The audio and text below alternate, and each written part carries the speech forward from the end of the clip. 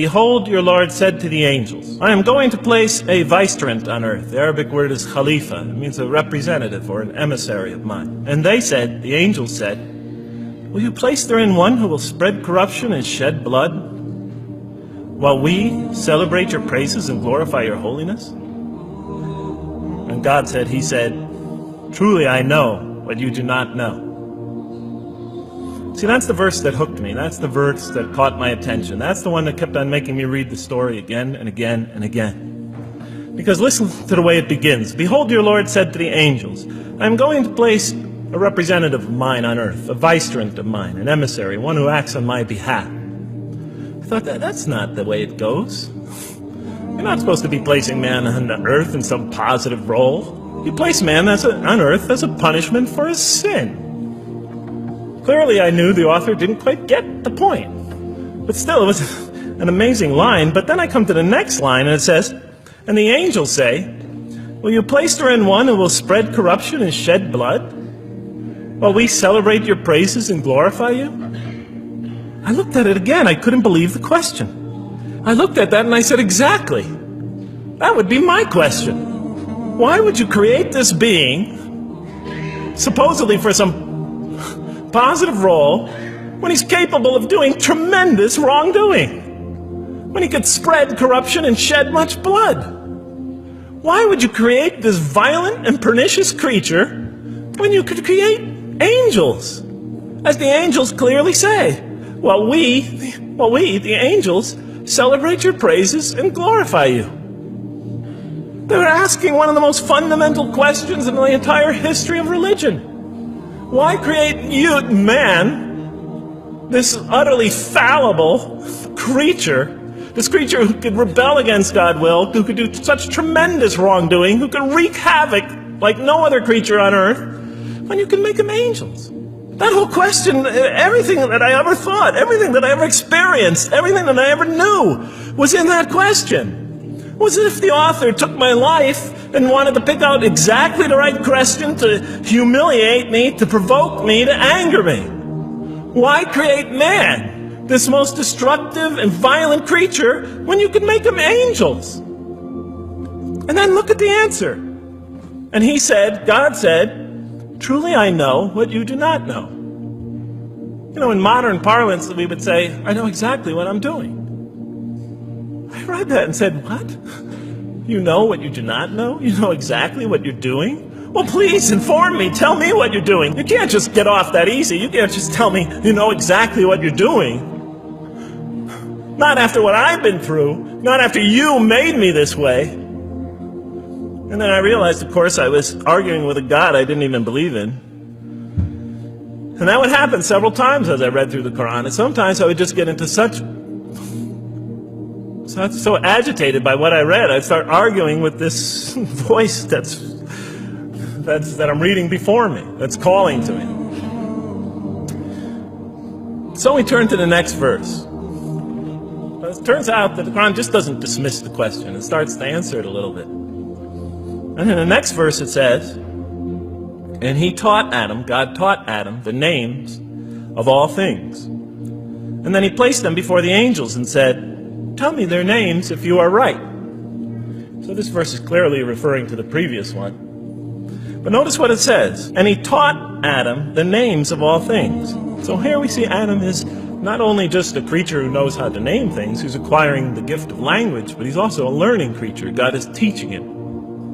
Now right here, right in this verse, and it'll come even clearer in the subsequent verses, that the very first thing that the Quran is going to emphasize here is man's intellect. He is a learning creature. He is taught. And what is he taught? What is one of the great intellectual gifts he's given in response to the angel's question? The gift of language.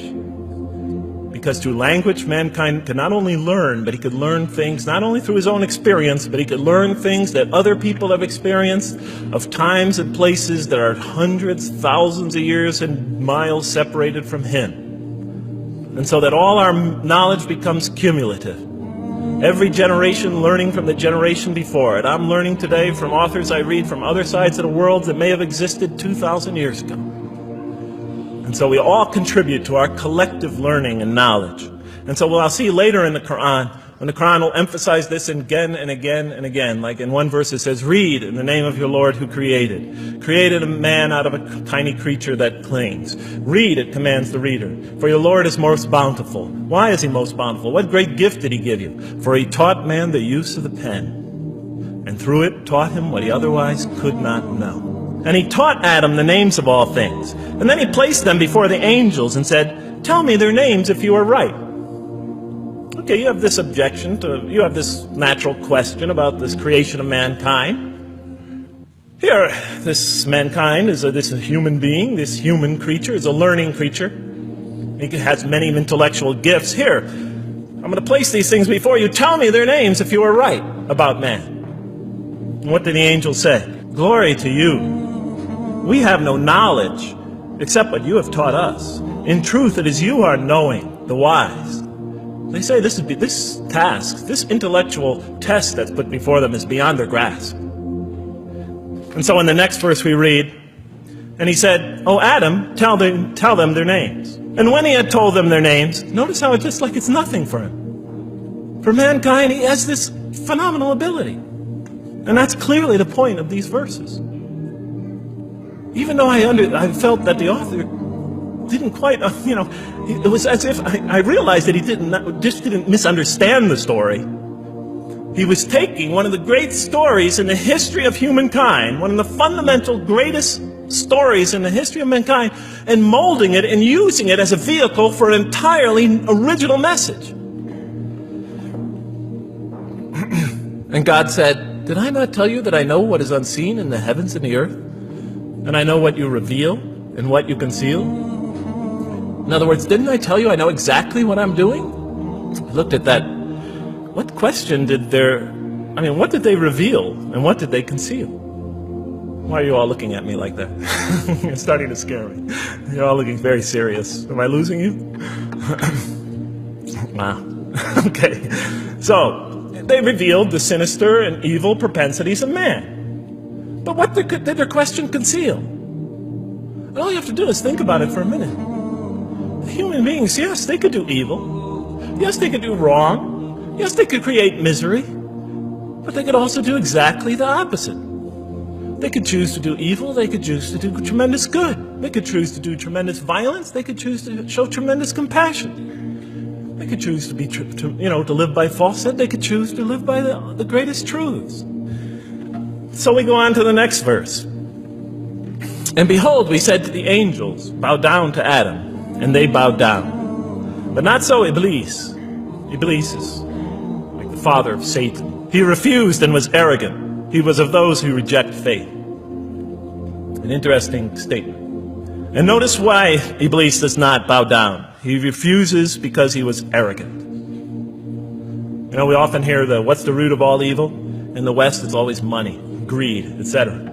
Here the Quran says seems to be saying that the root of all evil is not always material wants. It's not always money, it's not always greed. At the heart of evil is arrogance. Putting yourself above all others.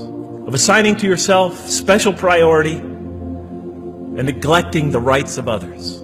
O Adam, dwell you and your spouse in the garden, and eat freely thereof what you wish. But come not near this tree, for you will be among the wrongdoers. Then they make the mistake. But Satan caused them to slip and expelled them from the state in which they were. And we said, go all you down, some of you being enemies of others, will be adversaries of others. Some of you will be adversaries of each other, and on earth will be your dwelling place and provision for a time.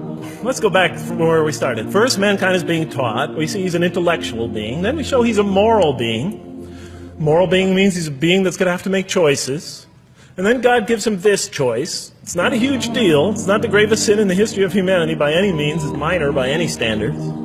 They make it, though. We see that God originally intended to put man on earth as his vicegerent. When does God finally put him on earth? What signals that he's ready to begin? He makes his first independent choice. It's not the worst deed in the history of humanity. It's minor on anybody's scale. But it shows that mankind is ready to act on his own.